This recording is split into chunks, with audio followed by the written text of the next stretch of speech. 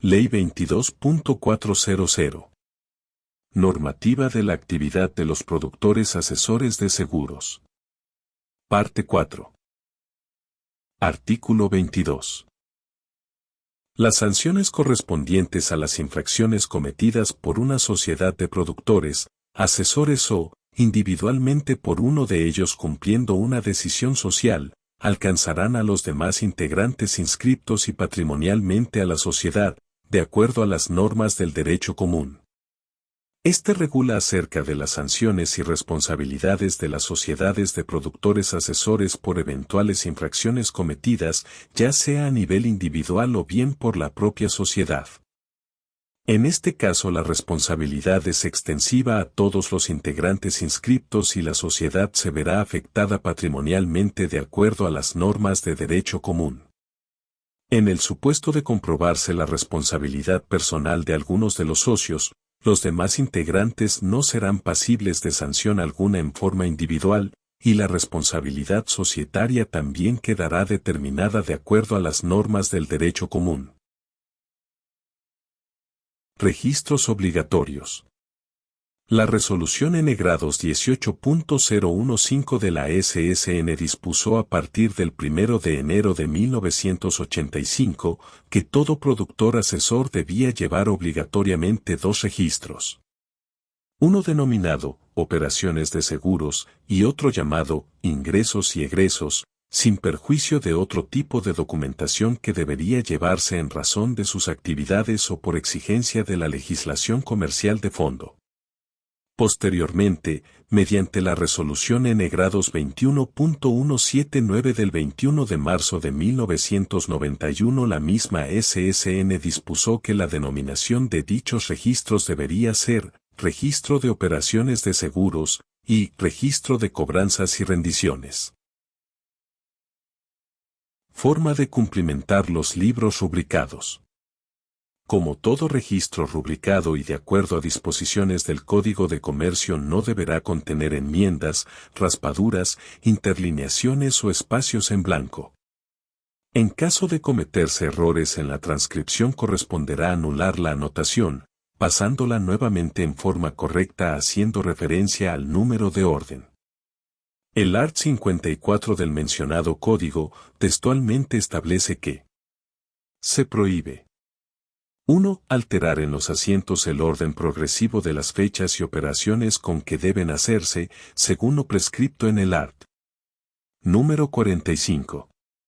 2. Dejar blancos ni huecos, pues todas sus partidas se han de suceder unas a otras, sin que entre ellas quede lugar para intercalaciones ni adiciones. 3. Hacer interlineaciones, raspaduras ni enmiendas, sino que todas las equivocaciones y omisiones que se comentan se han de salvar por medio de un nuevo asiento hecho en la fecha en que se advierta la omisión o el error. 4. Tachar asiento alguno. 5. Mutilar alguna parte del libro, arrancar alguna hoja o alterar la encuadernación y foliación. Registro de operaciones de seguros. Tiene por finalidad asentar los datos de cada una de las operaciones que se reciben aunque aún no hayan sido aceptadas por el asegurador. Los datos a cumplimentar son: número de orden, correlativo comenzando de la unidad. No se interrumpe al fin de cada mes ni se separa por entidad aseguradora. Fecha de registración. Es la fecha de anotación en el registro, debiendo también ser correlativa. Fecha de presentación. Fecha en que el productor comunica la operación al asegurador, ya sea en forma escrita o anticipada telefónicamente. Nombre y apellido y /diagonal o razón social. Datos identificatorios del asegurable o proponente. Ubicación del riesgo. Localidad. Para casos de seguros en una ubicación determinada. Si no existe ubicación fija se indica el ámbito de la cobertura.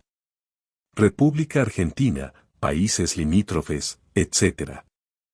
Si hay más de una ubicación se indicará varios, debiendo constar la discriminación en la propuesta. El dato de localidad está relacionado con el aporte a ingresos brutos. Entidad aseguradora. Empresa a la que se solicita la cobertura o se efectúa la comunicación. Sección. Nombre del ramo o sector bajo el cual se emite la operación, p.ej., incendio, automotores, cristales, etc. Bien a asegurar. Deberá indicarse el tipo de bien, auto, vivienda particular, embarcación de placer, etc., además marca y modelo. Tratándose de pólizas de las denominadas integrales se indicará varios, debiendo figurar la discriminación en la propuesta. Riesgo a cubrir. La cobertura solicitada. Tratándose de pólizas integrales, cuando por razones de espacio no resulte factible la enumeración completa, se consignará en base a abreviaturas. Suma a asegurar. El capital asegurado. No se indicará, por ejemplo, en los de pólizas de tipo flotante. Vigencia del seguro. Fecha de emisión. Número de póliza, provisorio o certificado. Número de endoso. Cuando se recibe la operación de parte del asegurador. Observaciones, para las aclaraciones que resulte necesario. Registro de cobranzas y rendiciones. Tiene por finalidad reflejar las cobranzas y rendiciones, la moneda en que fue realizada la operación. No tiene corte mensual ni separación por asegurador. Los datos a cumplimentar son: fecha, la que corresponda a la fecha del ingreso o egreso. Concepto del importe registrado, deberá indicarse la razón del importe registrado. Si es una cobranza, el nombre del asegurado y número de cuota, PE, 5/8, si es una rendición el número de la misma.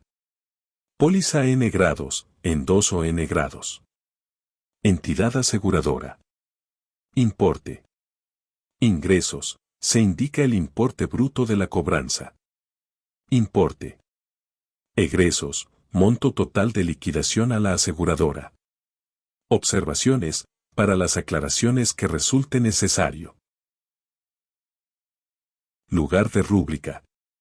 Cabe resaltar además que de acuerdo a esa resolución 21.179 del 21 de marzo de 1991, los registros deben ser rubricados ante el ente cooperador Ley 22.400, convenio entre la SSN y la Federación de Asociaciones de Productores de Seguros de la República Argentina, FAPASA. Ubicación de los registros. Deberán estar a disposición de la Superintendencia de Seguros en el domicilio comercial declarado. Respaldo con documentación. Según lo establecido en el Código de Comercio, corresponderá conservar la documentación respaldatoria por el término de 10 años. El agente institorio. Regulado por el art. 54 de la Ley 17.418, que define a esta figura como una prolongación del brazo principal del asegurador y consecuentemente a su accionar se le aplican las reglas del mandato. Tras la lectura de dicho artículo, se advierte de su facultad para celebrar seguros y pactar modificaciones o prórrogas, como así de notificarse y rescindir, segundo párrafo. En su parte final, el art. 54 determina los alcances geográficos, limitando el accionar del agente a cosas ubicadas en las zonas respectivas, o bien con personas que residan habitualmente en las mismas. También, como no podría ser de otra manera, su conocimiento equivale al del asegurador, confirmando así su carácter de prolongación del mismo, restando decir que la problemática mayor que puede presentar esta figura, consiste cuando excede de las facultades que se han conocido para su actuación y sus efectos ante terceros, asegurables o asegurados. En definitiva, y sintetizando todo lo escrito sobre esta figura, como método de comercialización no es más que una sucursal de la CIA, aunque trabaje con otra denominación, o sea la propia del agente, según el caso. Otros mecanismos alternativos de comercialización. El corredor de seguros, de muy escasa difusión, atento a que su vinculación con el asegurador es solo ocasional, recibiendo una remuneración por parte de éste. De ahí, sus escasas o nulas facultades de representación, lo cual sumado al hecho de ser una modalidad prácticamente inexistente, ha merecido el correspondiente vacío en cuanto a su tratamiento en el derecho de seguros, aun estando matriculado no hace de la actividad su profesión habitual. También, cabe mencionar el decreto 855/94, donde se autoriza la comercialización de seguros que se ofrezcan al público en general previa inscripción en un registro, atento a la posibilidad de su venta masiva. De esta manera, se eliminan las restricciones que en materia de intermediación establece la Ley 22.400 para dichas operaciones, procediendo a posteriori a mencionar las coberturas autorizadas para hacer comercial y sebels en forma masiva. Es muy importante destacar que esta Ley 22.400, en obvia alusión al principio de libertad de elección, permite, lisa y llanamente, la contratación de seguros directos, en mostrador o en ventanilla, por tanto la sanción de este decreto es evidente que tiene otro origen. En efecto, este decreto a todas luces aberrante, dictado al amparo de los lobbies bancarios y de muchos aseguradores que siguen con el deseo de hacer desaparecer la figura del PAS para así utilizar en su favor sus presiones, en el caso de los bancos, y la ignorancia del asegurado, en el caso de los aseguradores, establece las ramas que no requieran de asesoramiento. Ramo automotores. Combinado familiar e incendio casa de familia.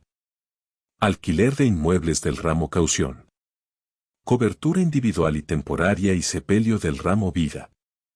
Cobertura individual de accidentes personales. Seguros de asistencia legal.